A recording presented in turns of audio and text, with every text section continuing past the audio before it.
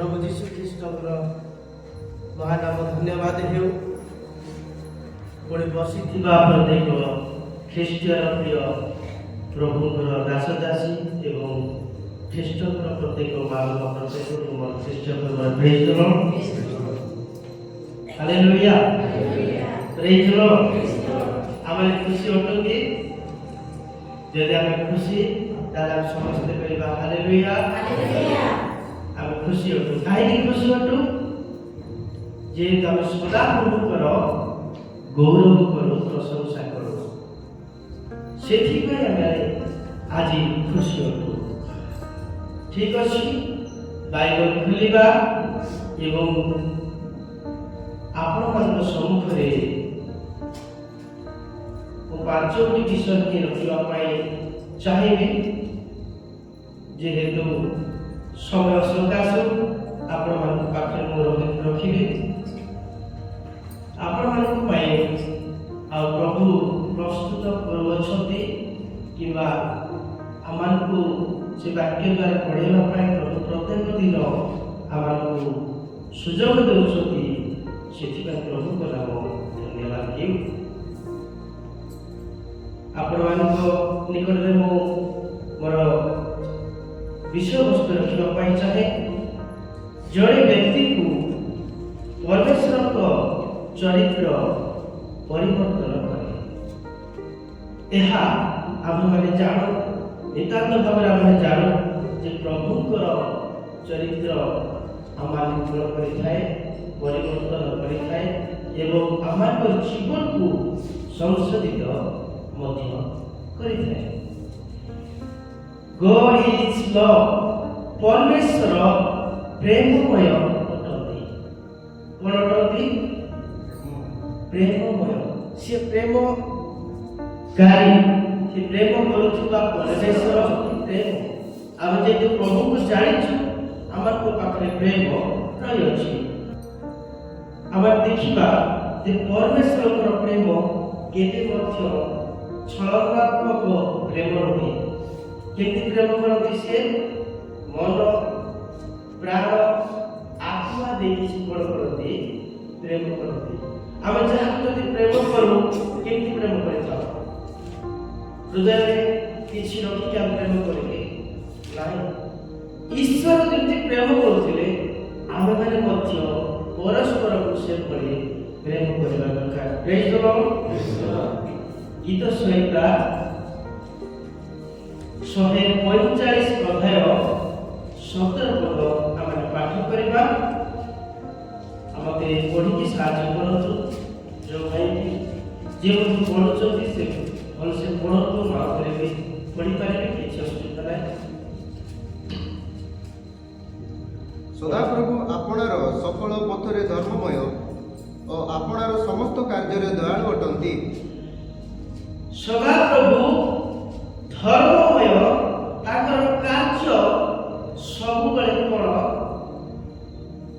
है प्रभुकर कार्य सबुबले परिष्कृत कार्य आ परमेश्वर वाक्य केवे मध्य कौनसी प्रकार दाग लगे ना आ लगे ना तेणु प्रभु नाम धन्यवाद देव ताहांतर वाक्य आम देखुछु प्रांजल भाव से वाक्य द्वारा कौन करने चाहती जब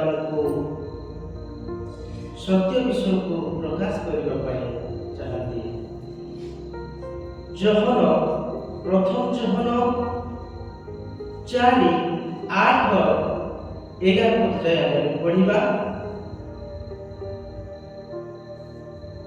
जे प्रेम करे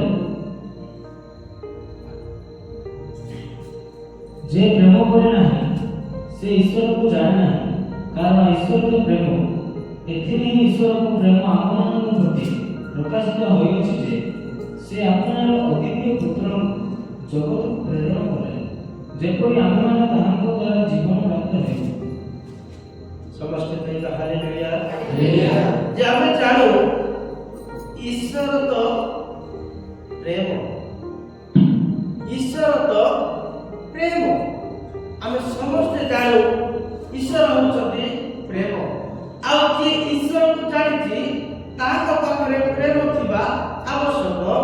ଆଉ ଜଣେ ବ୍ୟକ୍ତିକୁ ପରମେଶ୍ୱରଙ୍କ ଚରିତ୍ର ଏଇଥିପାଇଁ ପରିବର୍ତ୍ତନ କରିଥାଏ ଯେ ସେ ବ୍ୟକ୍ତିଙ୍କ ପାଖରେ ଈଶ୍ୱରଙ୍କର ପ୍ରେମ ରହିଥିବାରୁ ସେଇ ବ୍ୟକ୍ତିକୁ ପରମେଶ୍ୱର କ'ଣ କରିଛନ୍ତି? ପରିବର୍ତ୍ତନ କରିଛନ୍ତି। ଆମେ ଯେତେବେଳେ ପରିବର୍ତ୍ତନ ହେଇଯାଉ ଆମମାନଙ୍କ ପାଖରେ ଆନନ୍ଦ ଆସିଯିବ, ଆମମାନଙ୍କ ପାଖରେ କ'ଣ ଆସିବ?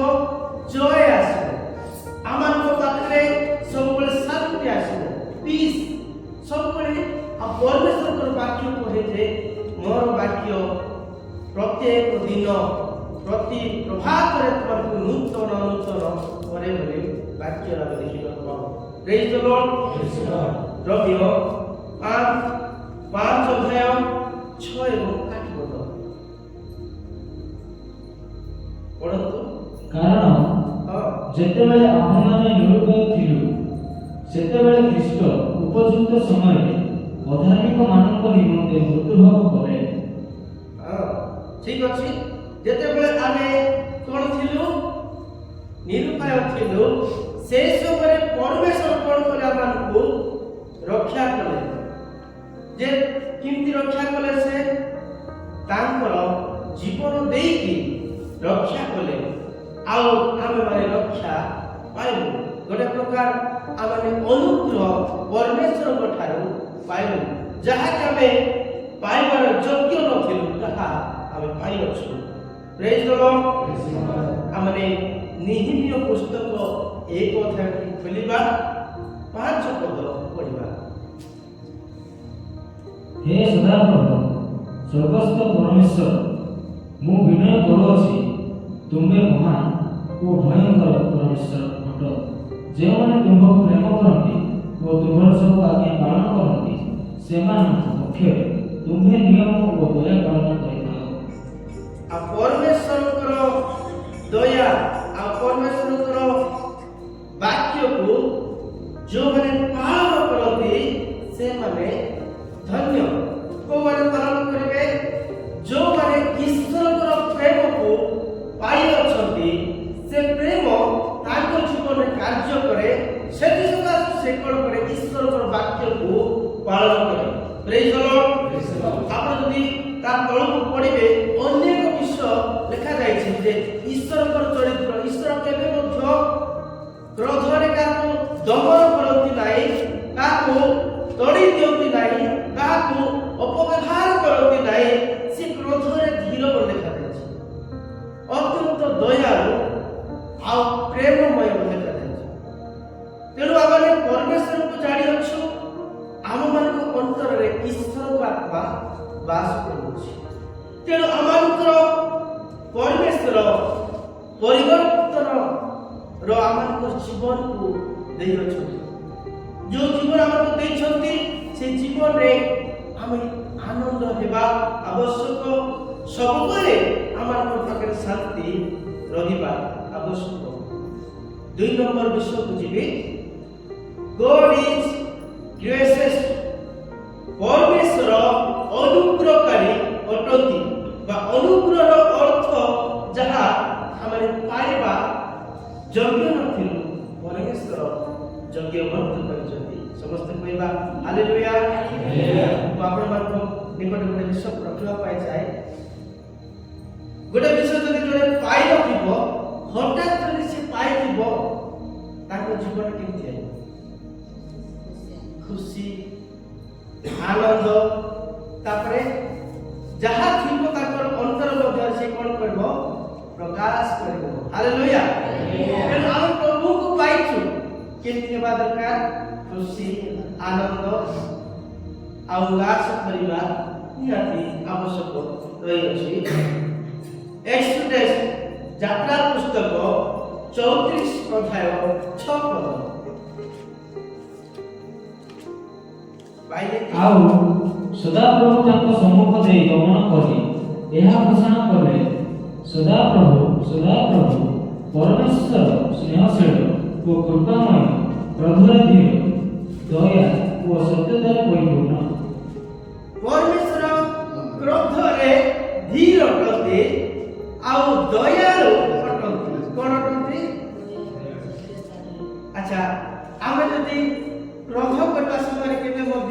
ଧୀର ହେବାକୁ ହେଉଛି କେବେ କାହିଁକି ଯେହେତୁ ଆମମାନଙ୍କ ପାଖରେ ପାପର ସ୍ୱଭାବ ରହିଅଛି ମନେ ରଖିବା ସେ ପାପର ସ୍ୱଭାବ ଥିବା ସକାଶୁ ଆମକୁ କ୍ରୋଧ ଆସିଥାଏ କେମିତି ଆସେ ଟିକେ ଟିକେ କଥାର ମଧ୍ୟ ଆଉ କ୍ରୋଧ ଆସିଥାଏ ଗୋଟେ କଥା ଅଛି ଝିମିଟି ଖେଳରେ ମୁଁ ସିଆଡ଼େ ଯିବି ନାହିଁ ଝିମିଟି ଖେଳରେ ମହାଯୁଦ୍ଧ ଆରମ୍ଭ ହୋଇଯାଏ ଯଦି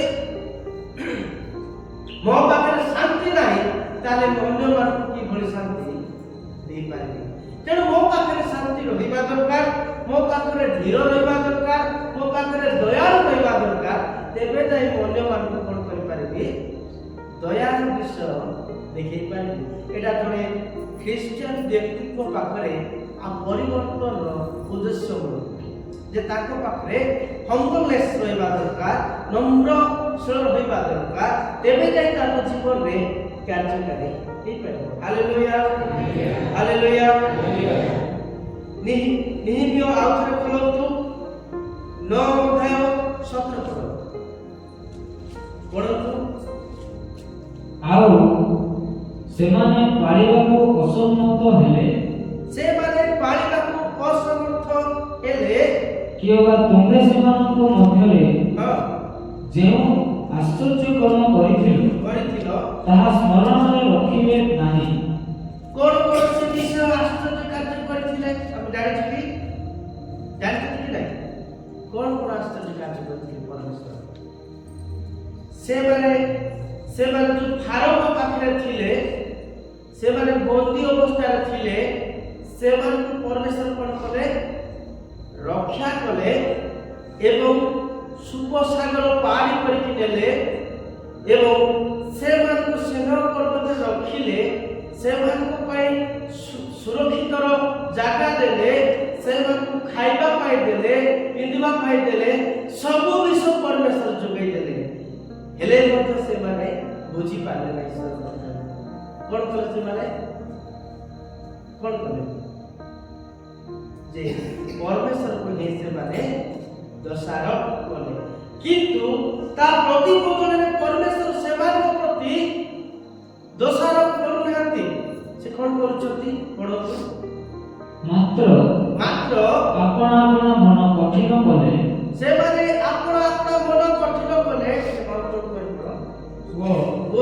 ଦାସତ୍ୱାବସ୍ଥାକୁ ଫେରିଯିବା ନିମନ୍ତେ ବିଗ୍ରହ ଭାବରେ ଜଣକୁ ପ୍ରଧାନ କରି ନିଯୁକ୍ତ କଲେ ଯିଏ ତାଙ୍କୁ ପ୍ରେମ କରିଥିଲେ ଯିଏ ତାଙ୍କୁ ଆଉ ରକ୍ଷା କରିଥିଲେ ତାଙ୍କୁ ସେମାନେ ଦେଖିନଥିଲେ ତଥାପି ତୁମେ କ୍ଷମା କରିବାକୁ ଉଦ୍ୟତ ତଥାପି ପରମେଶ୍ୱର ସେମାନଙ୍କୁ କ୍ଷମା କରିବା ପାଇଁ ଉଦ୍ୟତ ବୁଝିପାରୁଛନ୍ତି ପରମେଶ୍ୱର କିଭଳି ପ୍ରେମ କରନ୍ତି ଆମକୁ ପରମେଶ୍ୱରକୁ ଅନେକ ଦୁଃଖ ଆସିଲେ ମଧ୍ୟ ଅନେକ କଷ୍ଟ ଆସିଲେ ମଧ୍ୟ ସେ କେବେ ମଧ୍ୟ କାହାକୁ ନିନ୍ଦା କରନ୍ତି ନାହିଁ କାହାକୁ କଷ୍ଟ ଦିଅନ୍ତି ନାହିଁ ପରମେଶ୍ୱର ସେଇଭଳି ପ୍ରେମ କରନ୍ତି ଆଉ ପରମେଶ୍ୱର ହେଉଛନ୍ତି ପ୍ରେମମୟ ପରମେଶ୍ୱର ସେଥିପାଇଁ ପରମେଶ୍ୱର ଆଜି এই ଜଗତକୁ ଅନେକ ପ୍ରେମ କରି ଆସିଅଛନ୍ତି ଆଉ ଲୋକମାନେ ତାଙ୍କର ପ୍ରେମକୁ ବୁଝିପାରନ୍ତି ନାହିଁ ଆଗାପେ ଲଭ୍ ଯୋଉଟାକି ଆଦ୍ୟ ପ୍ରେମକୁ ଅନେକ ଲୋକ ଭୁଲି ଯାଇଛନ୍ତି ତାଙ୍କ ପାଖରେ ପ୍ରେମ ନାହିଁ ଗୋଟେ ଗଛରେ ଯେମିତି ବଢୁଥିବ ହଠାତ୍ ଯଦି ଶୁଖିଥିବ ପୁରା ସେ ଶୁଖିକି କ'ଣ ହେଇଯିବ ମଉଳିଯିବ ସେଭଳି ଆଜି ଆମମାନଙ୍କ ଜୀବନରେ ବା ଅନେକ ଲୋକଙ୍କ ଜୀବନରେ ସେ ଆଦ୍ୟ ପ୍ରେମ ଶୁଖି ଯାଇଅଛି ହାଲେଲୁୟା ପ୍ରେଜ୍ ଦ ଲର୍ଡ ଆପଣମାନେ ଆଉ ଗୋଟେ ପଦକୁ ପଢ଼ନ୍ତୁ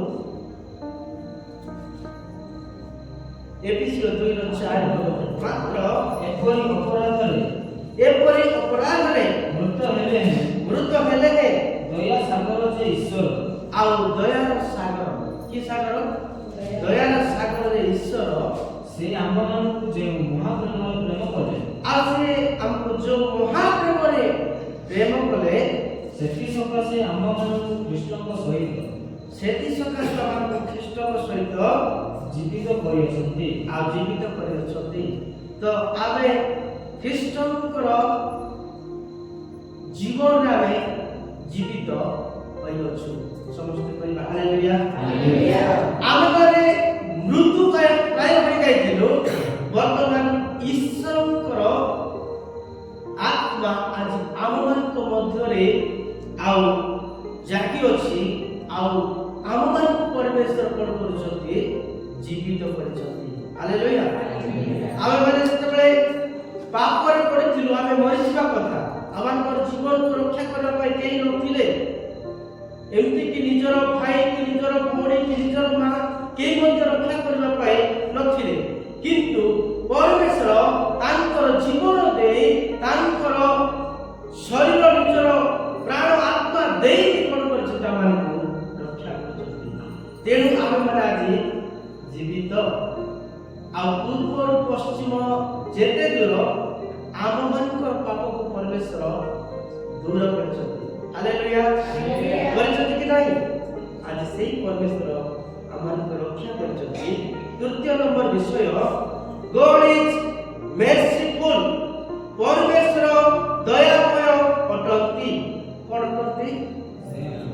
merciful ଅର୍ଥ ଦୟାମୟ ପରମେଶ୍ୱର ଅଟନ୍ତି। ଗୀତ ସଂହିତା ସେଇ 25, 6 ଏବଂ 7 ପର୍ଯ୍ୟନ୍ତ ପଢ଼ନ୍ତୁ। हे सदाप्रभु, ତୁମ୍ଭର ଦୟା ଓ ସ୍ନେହପୂର୍ଣ୍ଣ କରୁଣା ସ୍ମରଣ କର। ଆଉ ତୁମ୍ଭର ଦୟା ଆଉ ସ୍ନେହପୂର୍ଣ୍ଣ କରୁଣା ତମେ କଣ କର? ସ୍ମରଣ କର। ଆମେ ଯୋଉ ପରମେଶ୍ୱରଙ୍କ ଠାରୁ ଦୟା, କ୍ଷମା ଆଉ କଣ ପାଇଛୁ? ଆନନ୍ଦ ଆଉ କଣ ପାଇଛୁ? କଣ ପାଇଛୁ? ଆମେ କଣ ଅନୁଗ୍ରହ ପାଇଛୁ, ଆହୁରି ପରିତ୍ରାଣ ପାଇଛୁ, ଆଉ କଣ ପାଇଛୁ? ଈଶ୍ୱରଙ୍କ ଠାରୁ ଆମେ ଶାନ୍ତି ଏବଂ ଅନୁଗ୍ରହ, ଦୟା ଏଇସବୁ ପାଇଅଛୁ। ତେଣୁ ତା ପ୍ରତି ବଦଳରେ ଆମମାନଙ୍କର ଜୀବନକୁ ପରମେଶ୍ୱର କଣ କରିଛନ୍ତି?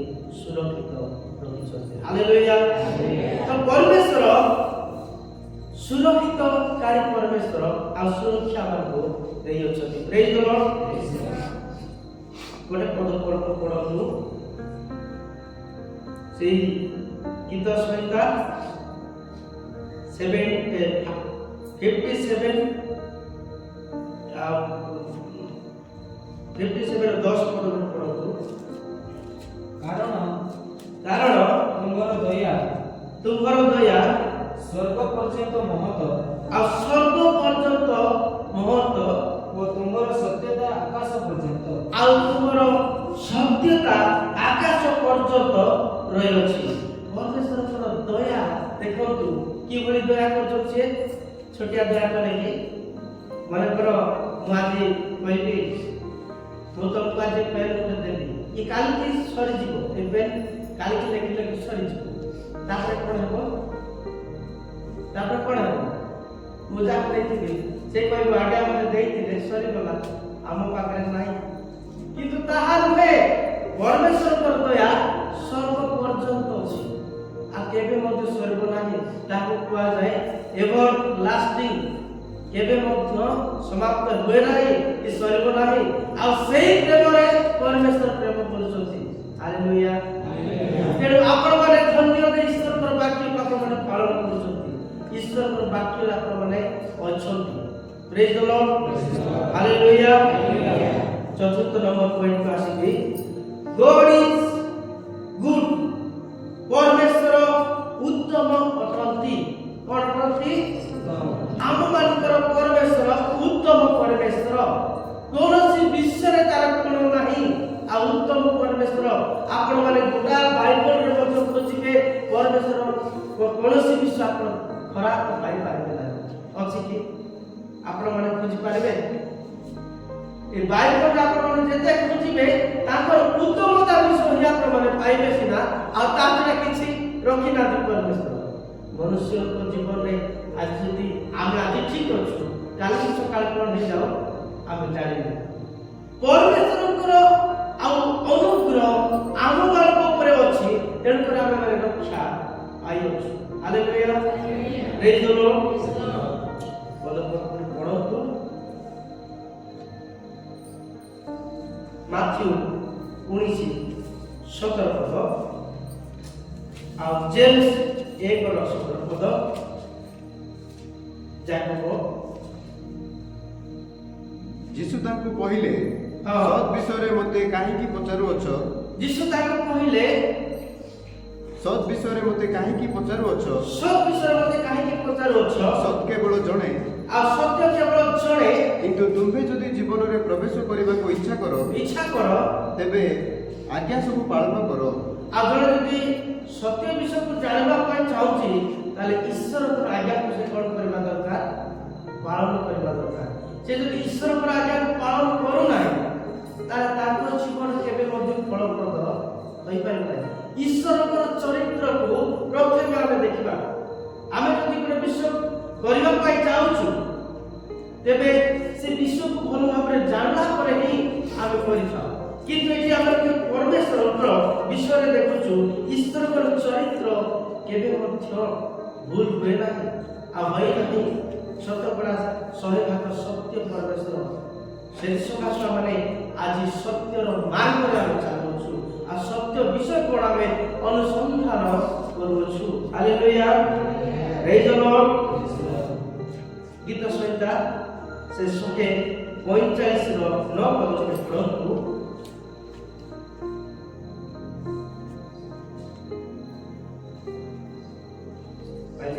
ସଦାପ୍ରଭୁ ସମସ୍ତଙ୍କ ପ୍ରତି ମଙ୍ଗଳମୟ। ସଦାପ୍ରଭୁ ସମସ୍ତଙ୍କ ପ୍ରତି କ'ଣ ମଙ୍ଗଳମୟ। ସିଏ ଦୁଷ୍ଟ ହୋଇଯାଇଛି, ସିଏ ନଷ୍ଟ ହୋଇଯାଇଛି, ସେ ଖରାପ ହେଇଛି ବୋଲି ସେ କହୁନାହାନ୍ତି। ସମସ୍ତଙ୍କ ପାଇଁ ସେ କ'ଣ ପ୍ରତି ମଙ୍ଗଳମୟ। ସମସ୍ତଙ୍କ ପାଇଁ ଏ ପୃଥିବୀରେ ଯେତେ ଲୋକ ବସବାସ କରୁଛନ୍ତି ସମସ୍ତଙ୍କ ପାଇଁ ସେ ମଙ୍ଗଳମୟ ପରମେଶ୍ୱର ପ୍ରତି। ପୁଣି ତାହାଙ୍କ ହସ୍ତକୃତ ସମସ୍ତ କର୍ମ ଉପରେ ତାହାଙ୍କର ଦୟା ଥାଏ। ଆଉ ସମସ୍ତଙ୍କର ହସ୍ତକୃତ କର୍ମ ଉପରେ କ'ଣ ଥାଏ? ତାଙ୍କର ଦୟା। ପରମେଶ୍ୱର ଆଜି ଆମକୁ ଦୟା କରିଥିବାରୁ ଆମେ ଦୟା ପାଇଅଛୁ। ଯଦି ପରମେଶ୍ୱର ଦୟା କରିନଥାନ୍ତେ ତାହେଲେ ଆମେ ଦୟା କେବେ ପାଇନଥାନ୍ତୁ। ମୁଁ ଆପଣମାନଙ୍କୁ ଗୋଟେ ବିଷୟ ପଚାରିବି, ଆପଣମାନଙ୍କୁ ପରମେଶ୍ୱର ଦୟା କରିଛନ୍ତି। ଆମେ ଅନ୍ୟକୁ ଦୟା ଦେଖେଇବା। କାହିଁକି? ଯାହା ଆମେ ପାଇବାକୁ ଯୋଗ୍ୟ ନଥିଲୁ ତାହା ଆମେ ପାଇଛୁ। ତ ଆମ ଜୀବନରେ ମଧ୍ୟ ଦୟା କ୍ଷମା ରହିବା ନିହାତି ଆବଶ୍ୟକ ଅଛି। ଯଦି ଆମେ ଦୟା କ୍ଷମା କରୁନାହୁଁ ତାହେଲେ ଆମେ ଈଶ୍ୱରଙ୍କ ପ୍ରେମରୁ ଉଣା ପଡ଼ିଅଛୁ ବା ଈଶ୍ୱରକୁ ଆମେ ଜାଣିନୁ। ପ୍ରେଜ୍ ଦ ଲର୍ଡ, ହାଲେଲୁୟା। ଯାକୋବ ପଢ଼ିଲେ କି 1:17 ପଦ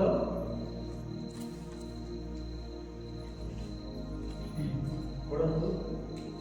ସମସ୍ତ ଉତ୍ତମ ଦାନ ଓ ସମସ୍ତ ସିଦ୍ଧବର ଊର୍ଦ୍ଧ୍ୱରୁ ଅର୍ଥାତ୍ ଜ୍ୟୋତିର୍ଗଣର ପିତାଙ୍କ ଠାରୁ ଆସେ, ଯାହାଙ୍କ ଠାରୁ କୌଣସି ପରିବର୍ତ୍ତନ ବା ଲେଶ ମାତ୍ର ବିକାର ନାହିଁ। ହାଲେଲୁୟା। ସମସ୍ତ ଉତ୍ତମ କାଠାରୁ ଆସେ? ଈଶ୍ୱରଙ୍କ ଠାରୁ ଆସେ। ଆଉ କୌଣସି ବିଷୟ ଖରାପ ନୁହେଁ। ହାଲେଲୁୟା। ଆମମାନଙ୍କ ଜୀବନରେ ପରମେଶ୍ୱରଙ୍କର ସବୁ ଉତ୍ତମ ବିଷୟ ହିଁ ରଖିଛନ୍ତି। ତ ସେଥିପାଇଁ ଆପଣମାନଙ୍କ ମଧ୍ୟରେ ମୁଁ ମୋର ପ୍ରସଙ୍ଗ ରଖିଥିଲି ଯେ ଜଣେ ବ୍ୟକ୍ତିକୁ ପରମେଶ୍ୱରଙ୍କର ଚରିତ୍ର କ'ଣ କରେ? ପରିବର୍ତ୍ତନ କରେ। ତ ସମସ୍ତ ବିଷୟ ଉତ୍ତମ ଥିବାରୁ ସେ ବ୍ୟକ୍ତି ପରିବର୍ତ୍ତନ ହୋଇଥାଏ। ପରମେଶ୍ୱରଙ୍କ ପାଖରେ କୌଣସି ଅସମ୍ଭବ ବିଷୟ ନୁହେଁ କି ନାହିଁ, ଏଭଳି କଥା ନୁହେଁ। ସବୁ ବିଷୟ ସତ୍ୟ ଅଟେ। ଆପଣ ସୁନାକୁ ଯେମିତି ପରୀକ୍ଷା କରୁଛନ୍ତି ସେମିତି ପରୀକ୍ଷା କର, ଈଶ୍ୱରଙ୍କର ବାକ୍ୟକୁ ପରୀକ୍ଷା କର, ତେବେ ଯାଇ ଈଶ୍ୱରଙ୍କର ଅନୁସନ୍ଧାନ ପାଇପାରିବେ। ହାଲେଲୁୟା। ପଞ୍ଚମ ବିଷୟ ମୁଁ ଆପଣମାନଙ୍କୁ କହିବି, ଗଡ୍ ଇଜ୍ ଫେଥଫୁଲନେସ୍। ପରମେଶ୍ୱର ବିଶ୍ୱସ୍ତ ଅଟନ୍ତି। ସେ ଯାହା କହନ୍ତି ତାହା କରନ୍ତି, ଆଉ ସେ ଯାହା ପ୍ରତିଜ୍ଞା କରିଛନ୍ତି ତାହା ମଧ୍ୟ ସେ ସଫଳ କରୁଅଛନ୍ତି। ଆଉ ସେ ଯାହା କହିବେ ମୁଖରେ ତାହା କେବେ ଅନ୍ୟଥା ହେବ ନାହିଁ।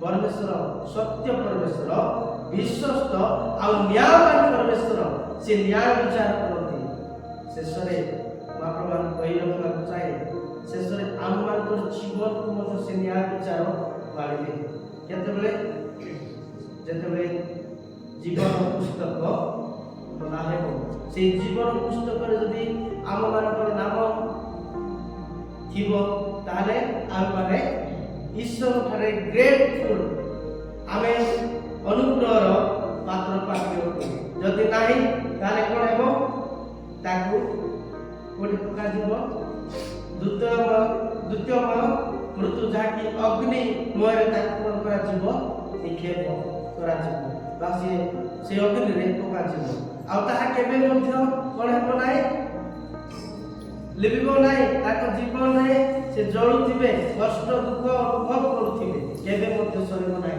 किंतु आमानकर परमेश्वर कहउछथि मते विश्वास कले यथेष्ट इंग्लिश रे वार अछि माय ग्रेस इज सफिशिएंट बोल लिखा अछि मोर अनुग्रह तुम मान पाई यथेष्ट तमे जहा भी किछ करे अछ आपण मान को आ क्षमा दिया अछि आ एवं अनुग्रह करा गय अछि द्वितीय तिमोथी 2:13 पद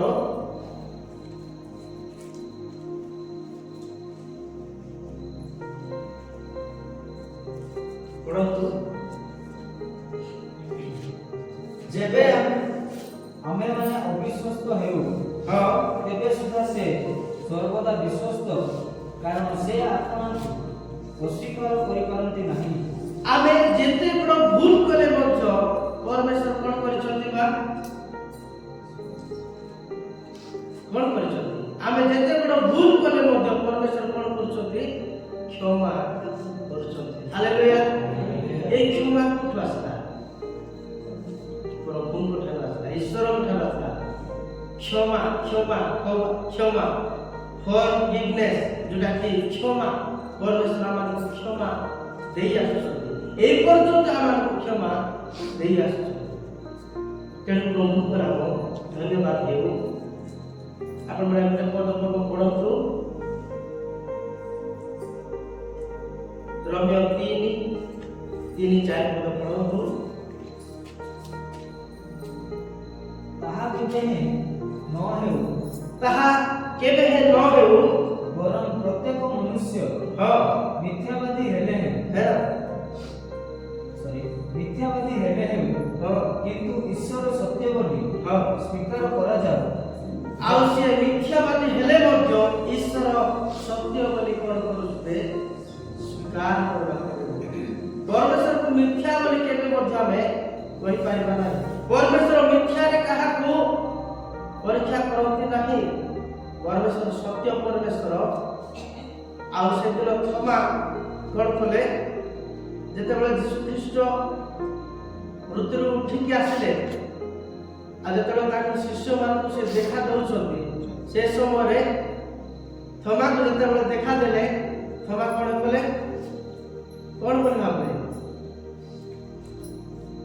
तो थमा कोन बोल भाबले जेते यीशु ख्रीष्ट को देखिले भूत बोले से भय कले किंतु थमा तुमे देखिला का विश्वास करबो तेणु तुमे अंगुली पुरे की देखो बोली कहले थमा तेणु तो थमा अंगुली पुरे की जेतरा देखिले सेतरे जाने दिए होचती परमेश्वर यीशु ख्रीष्ट कहि नथिले जे मो द्वितीय दिन रे दिउठी बोली कहिथिले ना जदि कहिथिले हम किमति अविश्वास करबा प्रभु आज मते कहउछथि दे मो द्वितीय आगमन करिबी आ जो माने विश्वास सहित अछथि से माने अवश्य आउ गुटे देखाबे भगवान रे देखा सेही पर्यंत कोन करो धैर्य धरि रखो परित्राण को धरि रखो आ शेष रे परमेश्वर कोन करबे पुरस्कार देबे हालेलुया आपण माने लेखिता तो घरे बोले पढिबे प्रकाशित 20 रे 6 पद प्रकाशित 20 रो 15 पद एटा घरे आपण माने पढंतु द्वितीय थेसलोनिके 3 रो 3 पद पढो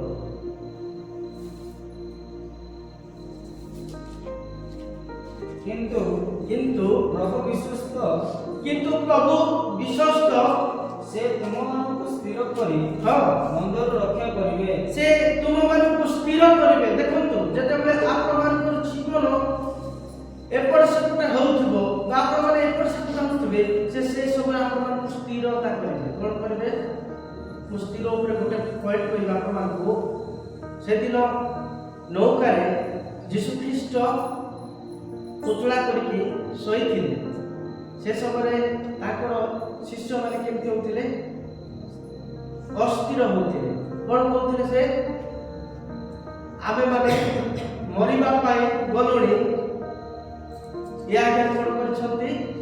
ମୁତଳା କରିକି ଶୋଇଛନ୍ତି। ଯୀଶୁଖ୍ରୀଷ୍ଟ ଉଠିଲେ, ଠିଆ ହେଲେ, ଧମକ ଦେଲେ ସମୁଦ୍ର। କ'ଣ କହିଲେ? ସୁସ୍ଥିର ହେଇଯାଅ। সেই ସମୟରେ ସୁସ୍ଥିର ହେଇଗଲା। ତାପରେ କ'ଣ କହିଲେ? ତୁମମାନଙ୍କର କେଡ଼େ ବିଶ୍ୱାସ, ଅଳ୍ପ ବିଶ୍ୱାସ, ଯେ ମୁଁ ତମ ସହିତ ଥିଲି ଅଛି, ହେଲେ ମୋତେ ତମେ ବିଶ୍ୱାସ କରିପାର। ତେଣୁକରି ମଣିଷମାନଙ୍କୁ ପରମେଶ୍ୱର ଅନେକ ବିଷୟ କ୍ଷମା କରି ଆସିଛନ୍ତି, କିନ୍ତୁ କ୍ଷମାର ପ୍ରତିଦାନ କିଛି ବୁଝିପାରନ୍ତି ନାହିଁ। ତାହା ପରମେଶ୍ୱର ଆମମାନଙ୍କୁ ଆଜି ଅନୁଗ୍ରହର ରାସ୍ତା ରଖିଛନ୍ତି। ଆମେ କ୍ଷମାକୁ ବୁଝିବାକୁ ପଡ଼ିବ, ଦୟାକୁ ବୁଝିବାକୁ ପଡ଼ିବ। ଆମ ପାଖରେ ଯଦି ଦୟା ଅଛି, ଆମେ ଅନ୍ୟକୁ ଦୟା କରିବାକୁ ପଡ଼ିବ, ଅନ୍ୟକୁ ଦୟା ଦେଖେଇବାକୁ ପଡ଼ିବ। ଆମେ ଅନ୍ୟର ଖୁସିରେ ଖୁସି ହେବାକୁ ପଡ଼ିବ, ଅନ୍ୟର ଦୁଃଖରେ ଦୁଃଖୀ ହେବାକୁ ପଡ଼ିବ। ଖାଲି ନାଇଁ ତାଙ୍କର ଦୁଃଖ ମୋର ଖୁସି। ପ୍ରଭୁ ଚାହୁଁନାହାନ୍ତି। ପ୍ରଭୁ ସମସ୍ତଙ୍କ ପାଇଁ ଏ ପୃଥିବୀର ଯେତେ ଲୋକମାନେ ବସବାସ କରୁଛନ୍ତି, ସମସ୍ତଙ୍କ ପାଇଁ ସେ ଜଗତ ମଧ୍ୟକୁ ଆସିଅଛନ୍ତି। ପ୍ରଭୁ ଆଜି ଆମକୁ এই ବାକ୍ୟରେ ଅନେକ ବିଷୟ କହିଛନ୍ତି। ଆପଣମାନେ ଘରେ ଯାଇକି ପଢ଼ନ୍ତୁ, ଆଉ ଗୋଟେ ପଦପର୍ବ ଲେଖିଥାନ୍ତୁ। ପ୍ରଥମ ରାଜାବଳୀ ଆଉ 8:56 ପଦ ଲେଖିଥାନ୍ତୁ। ମୁଁ ସମୟ ସକାଶୁ ଆପଣମାନଙ୍କୁ ମୁଁ କହୁନାହିଁ, କିନ୍ତୁ ଆପଣମାନଙ୍କୁ ମୁଁ ନେକ୍ସଟ ପରବର୍ତ୍ତୀରେ ଏଇଠି ମୁଁ 14 ଗୋଟି ବିଷୟ ଅଛି। 14 ଗୋଟି ବିଷୟର 5 ଗୋଟି ବିଷୟ ଆପଣମାନଙ୍କୁ ଦେଇଛି, ଆଉ ବର୍ତ୍ତମାନ ଆପଣମାନଙ୍କୁ ପରେ ଦେବି। ପ୍ରଭୁ এই ବାକ୍ୟରେ ଆମକୁ ଏ ସନ୍ଧ୍ୟା ପାତ୍ରରେ ପ୍ରତ୍ୟେକଙ୍କୁ ଆଶୀର୍ବାଦ କରନ୍ତୁ।